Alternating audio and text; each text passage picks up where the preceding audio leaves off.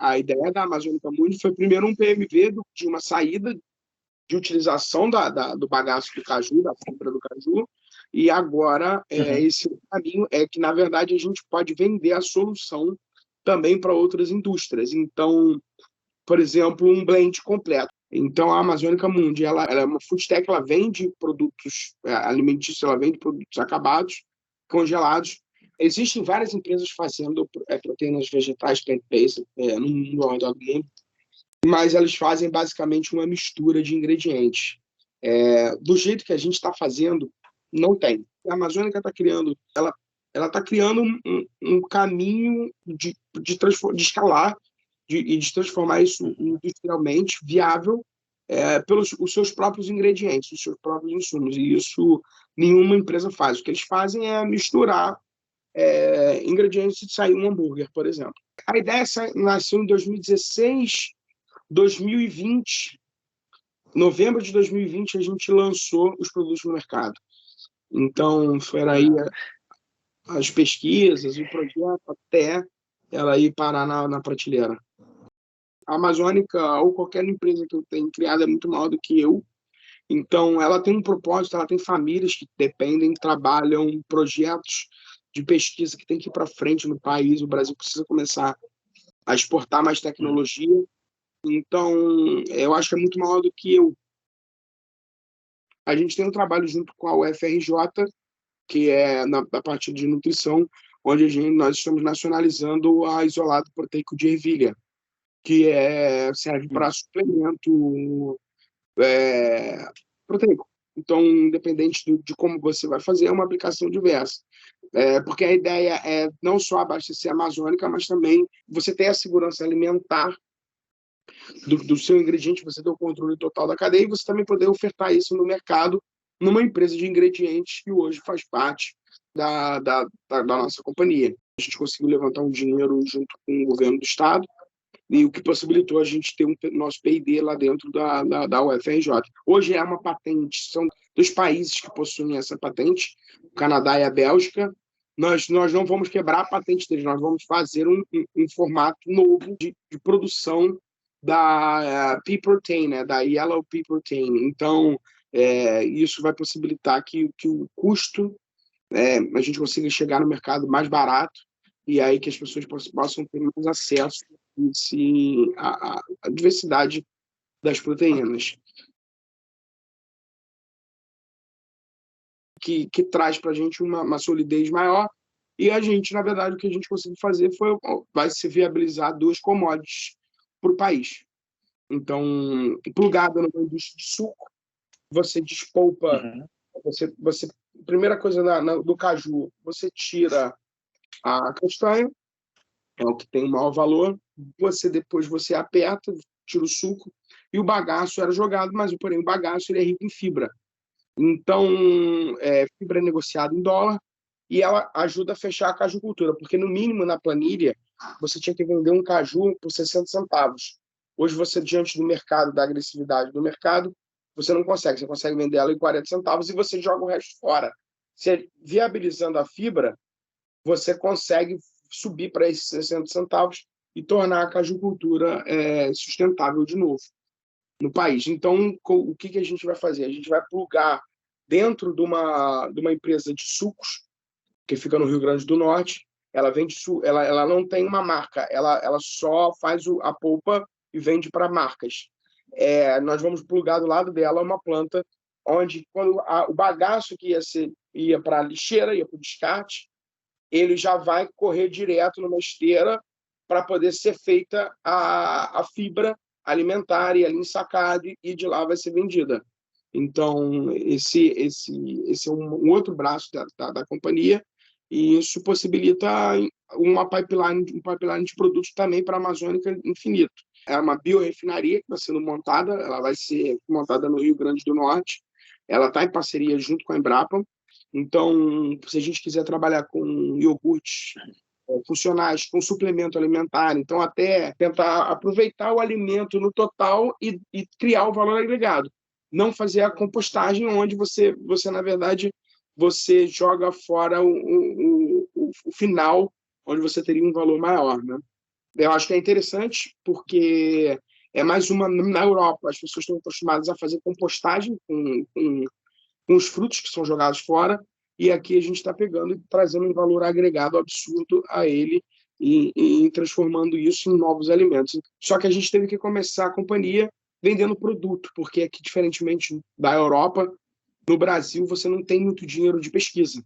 Então, o que eu chamaria para fundo de investimento entrar na minha companhia seria faturamento. Não só apenas um MVP, um produto mínimo viável, né? Aqui no Brasil não funciona assim. Então, a gente tinha que criar primeiro o produto, se provar que esse produto vende. É um interesse nosso também expandir. Cada vez que você cria, porque todos os nossos produtos, eles, de alguma forma, ou eles geram um princípio da economia circular, ou eles geram o princípio da bioeconomia. Então, hoje, a Amazônica é metrificado, isso tem um QR Code, ele é acompanhado por... São duas ONGs que acompanham, o Instituto Software Ambiental, o ISA, e o Imaflora, são europeus, inclusive, e eles fazem para a gente essa metrificação e nos dão um QR Code de o quanto que a gente consegue contribuir para manter a floresta em pé, utilizando apenas o fruto e trazendo esse movimento no meio da floresta. Então, hoje são 9,5 milhões de quilômetros quadrados que a gente consegue ajudar a conservar, e hoje tem 2.000 famílias envolvidas no processo produtivo de ingredientes que a Amazônica compra do bioma amazônico. Cada insumo nosso utilizado, e quanto maior for o nosso pipeline, mais a gente vai estar contribuindo com a preservação da floresta, utilizando ingredientes também que antes eram descartados, soluções para insumos, produtos antes descartados, né? Então, hoje eu tenho também fundo de investimento aqui por trás da gente. Para investimento hoje em pesquisa, o dinheiro ele é escasso ainda, mesmo com o fundo de investimentos no Brasil, ele é um pouco mais complicado. Então, eu tenho tanto a fonte de trazer a pesquisa com o governo, com parcerias público-privadas. A Amazônica ela nasceu público-privada, então é uma parceria que para a gente deu muito certo. E aí, para mim, hoje esse caminho é um caminho muito mais largo, né? Muito mais claro. É um caminho que eu acabei descobrindo por curiosidade, me metendo e conversando e descobrindo.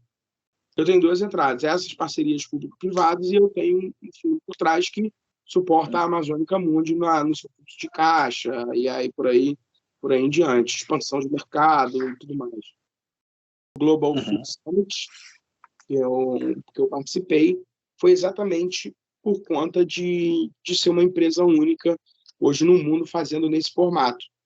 Então, dar rastreabilidade para trazer a segurança alimentar, todas fazem isso e acabam comprando ingredientes da indústria comum, como, por exemplo, a Ajinomoto, e por aí vai. Agora, utilizando esses princípios, hoje não tem no nosso caminho, no que eu vejo, no que eu conheço, tá?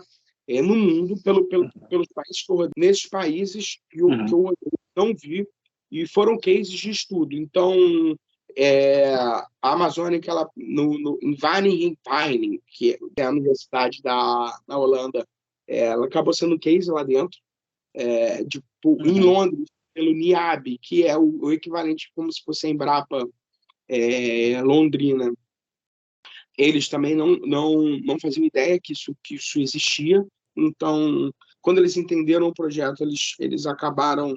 Isso acabou para a gente sendo muito bom, assim. Então, eu não conheço, eu tenho concorrentes, mas com esse nível de rastreabilidade, de trabalho, de pioneirismo em ingredientes, não tem. Até isso a gente pode estar trabalhando. Então, isso vai possibilitar um leque muito maior. E a gente utiliza exatamente isso, o que era descartado. Então, hoje são 580 mil toneladas no Brasil descartadas. 14% da alimentação é jogada fora, mundial.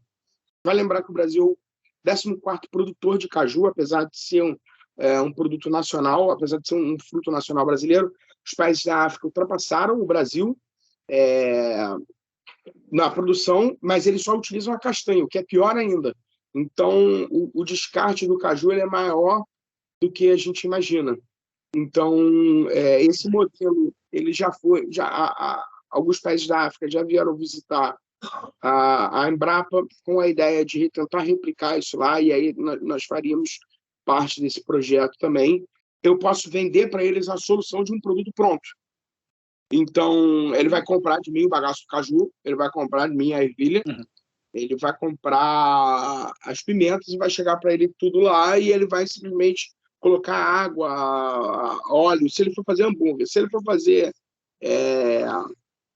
iogurtes funcionais, essas coisas todas, ele vai comprar essa solução pronta. Então, alguns ingredientes ele vai comprar com a gente e outros ingredientes ele vai achar na indústria comum.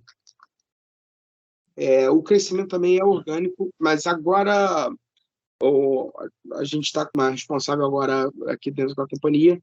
Todas essas entrevistas que a gente fez, a gente não tem RP ou PR, né? Não temos, não temos ainda, porém agora a gente vai dar uma investida nisso. Então, foi tudo graças ao projeto. Então, mas eu acho que isso ajuda a impulsionar a venda. E a gente, para entrar nos mercados aqui, cara, sempre foi assim, deixa eu colocar o produto, se vender, a gente fica no mercado. Se não vender, a gente sai fora do mercado. Mas nesse formato. Mas dando atenção ao cliente, que eu acho que é importante isso. Então, você está bem na ponta, está bem exposto no ponto de venda. É uma cultura nossa também aqui dentro da companhia, dos promotores de vendas estarem sempre passando na loja, ajeitando as caixas, deixando elas certinhas, vendo validade, primeiro que vence, primeiro que sai. Então, eu acho que isso também é uma coisa que traz uma diferença. Uma coisa orgânica nossa, né? Natural do ser humano olhar e achar que, de repente, aquilo ali não estaria bom, não estaria adequado. Então, esse trabalho a gente entrega também para os nossos clientes, que no caso são mercadistas e restaurantes, bares, né?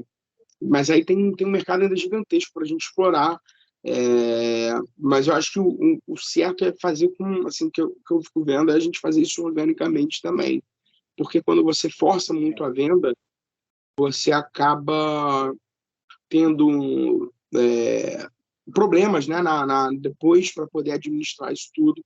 Então, você crescer em círculo e aquele pulmãozinho de círculo, em espiral, perdão, eu acho que é o mais viável para você acompanhar todo o crescimento da companhia, né? Assim, você tem que estar em paz consigo mesmo, eu acho que é o primeiro passo. E você tem que descobrir que é aquilo que você ama. Então, porque, de fato, é muito complicado no Brasil, e se você não fizer por amor, você acaba desistindo. Então, eu acho que o conselho que eu dou é você, antes de se aventurar, você saber muito bem que se você não estiver fazendo isso por amor, você vai acabar desistindo, e isso vai ser... A conta é muito pior quando você quebra do que quando você se mantém ali mais ou menos, então saber que você vai passar por isso tudo. Então, é entender que você tem que colocar a empresa em um filho. Então, se você tratar seu filho bem, ela vai crescer bem. Então, eu acho que o conselho maior é isso. Você entender que isso é um filho seu.